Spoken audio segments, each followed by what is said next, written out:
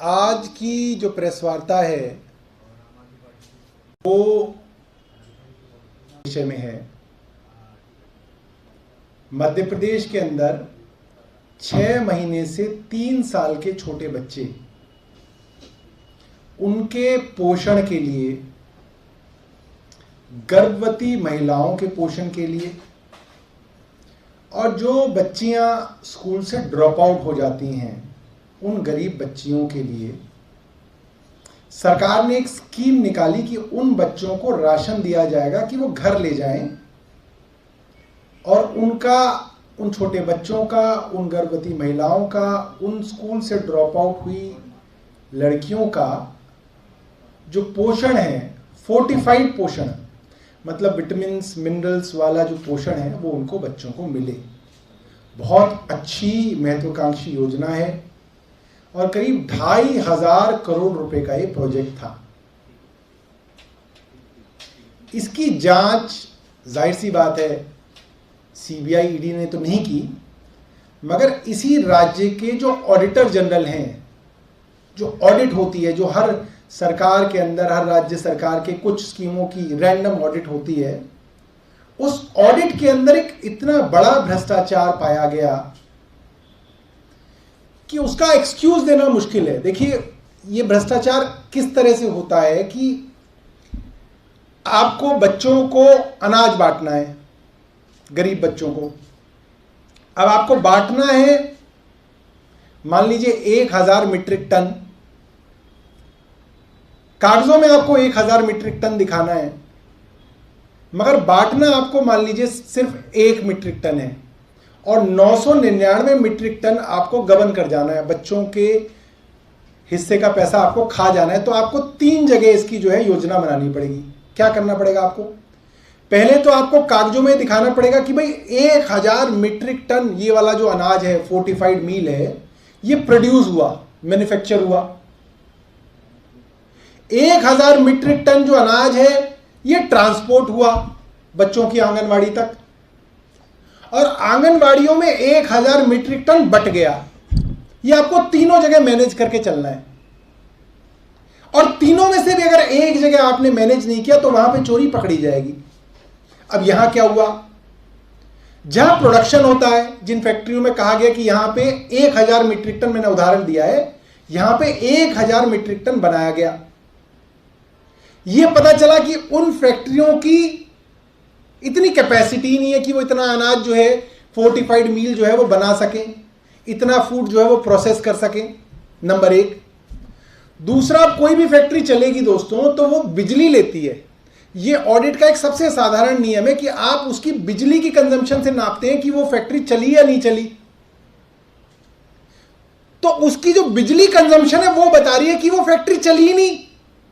उस फैक्ट्री में इतनी कंजम्पशन बिजली की करी ही नहीं कि वो इतना मीट्रिक टन अनाज जो है, फोर्टिफाइड जो फूड है वो प्रोड्यूस कर सके, वो हुआ ही नहीं। नंबर 1 पे चोरी पकड़ी गई। अब नंबर 2 है कि वो अनाज और जो फोर्टिफाइड फूड है वो उन फैक्ट्री से आंगनवाड़ियों तक ट्रकों द्वारा ढोया गया। उसकी जब जांच हुई तो पता चला जो ट्रकों के नंबर थे वो जांच में पता चले वो मोटरसाइकिल, स्कूटर, कार, पानी के टैंकरों के नंबर हैं। तो इस जांच में भी पकड़े गए शिवराज जी, दूसरे पे भी। अब तीसरी चीज है जहां पे आपने बांटा कि भाई किनको बांटा, लाभार्थी कौन है। अब लाभार्थियों के अंदर भी जो डेटा है वो बड़ा चौंकाने वाला है कि जो एजुकेशन डिपार्टमेंट है वो कहता है out of school adolescent girls, ये जो लड़कियां हैं जो स्कूल से निकली, इन्होंने स्कूल छोड़ दिया, वो 2018-19 में 9000 है। ये स्कूल का डेटा है, जिनको पता है कि हमारे स्कूल से कितनी लड़कियां निकली।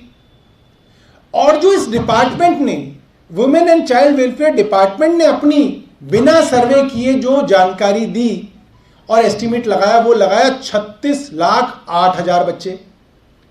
अब एजुकेशन डिपार्टमेंट कह रहा है कि लड़कियां 9000 हैं, और जिस डिपार्टमेंट ने राशन बांट दिया वो डिपार्टमेंट कह रहा है 36 लाख लड़कियां थी।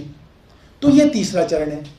जहां प्रोड्यूस हुआ वहां चोरी पकड़ी गई, जहां माल की ढुलाई चली वहां चोरी पकड़ी गई, जहां बांटा वहां चोरी पकड़ी गई।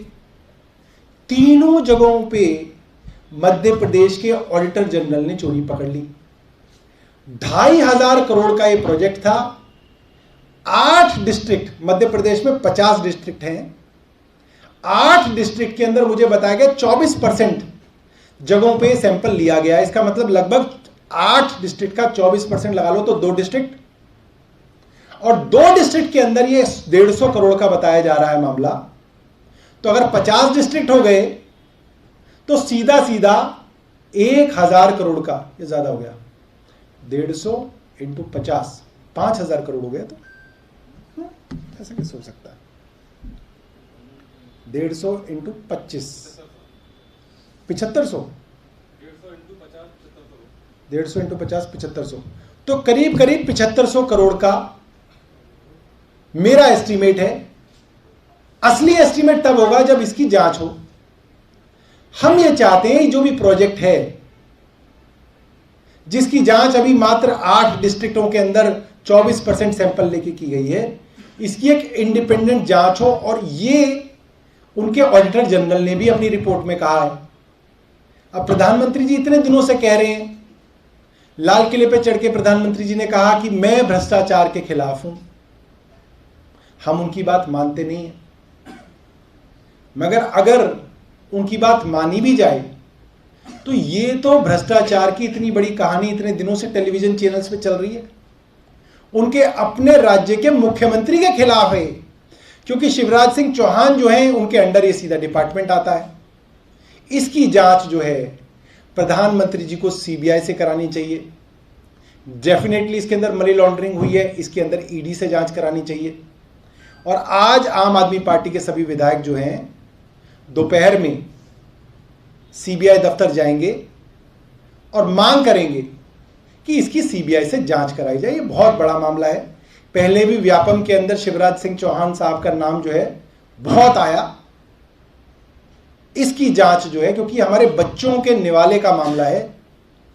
चारा घोटाला तो जानवरों का था, ये तो हमारे अपने बच्चों का है, और भी 6 महीने से 3 साल के बच्चे जो बेचारे अपने हक के लिए बोल भी नहीं सकते, उनके बच्चों का मामला है। हम इस पे जांच की मांग करेंगे। बहुत बहुत धन्यवाद। कोई और सवाल है आपके पास तो पूछ सकते हैं। सौरभ जी, एक सवाल ये है कि जो एलजी ने अभी एक एक्शन लिया और सीएस को कहा है कि स्टाम्प में चोरी की है, इल्जाम लगाया है दिल्ली के मुख्यमंत्री पर इस चोरी का, उसके बारे में क्या? देखिए, हम तो एलजी साहब की मोहब्बत के कायल हैं कि उनके ऊपर सबूतों के साथ प्रेस कॉन्फ्रेंस हो तो वो डिफेमेशन के नोटिस भेजते हैं। कोई तीसरा चौथा आदमी, अननोन, पता नहीं कौन, वो सीएम साहब के खिलाफ अगर एक चिट्ठी लिख दे तो ये चीफ सेक्रेटरी को इंक्वायरी के लिए कह के अखबार के अंदर खबर दे देते हैं कि देखो इसकी इंक्वायरी की मैंने जो है ऑर्डर दे दिया। एलजी साहब को यह बात समझना चाहिए कि वो एक पब्लिक ऑफिस में बैठे हैं, कॉन्स्टिट्यूशनल पोस्ट पे बैठे हैं। आपके खिलाफ सबूतों के साथ देश के एक प्रसिद्ध सांसद प्रेस कॉन्फ्रेंस करते हैं और आप अपनी जांच के विषय में कोई बात नहीं करना चाहते।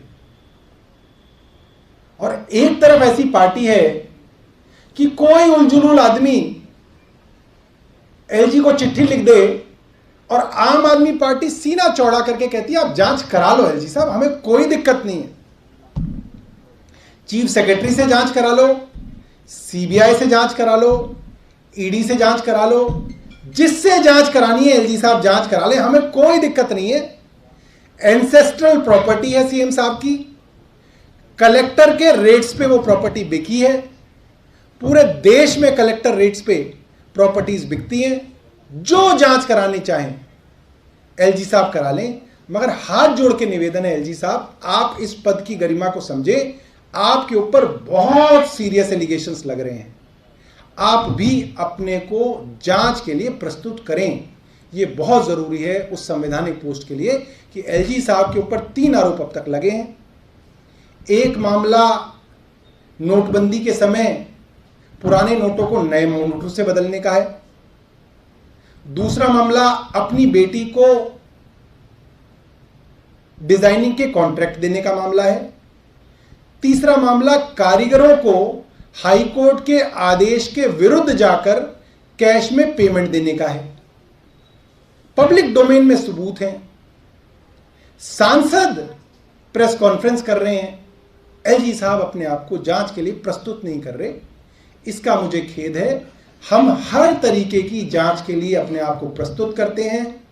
हम पब्लिक लाइफ में हैं, हम इसका स्वागत करते हैं। आप जांच करिए, मगर आप अपनी जांच कराने के लिए भी थोड़ा हौसला रखिए। पब्लिक सब देख रही है, पब्लिक सबको तोल रही है, ये बहुत जरूरी है।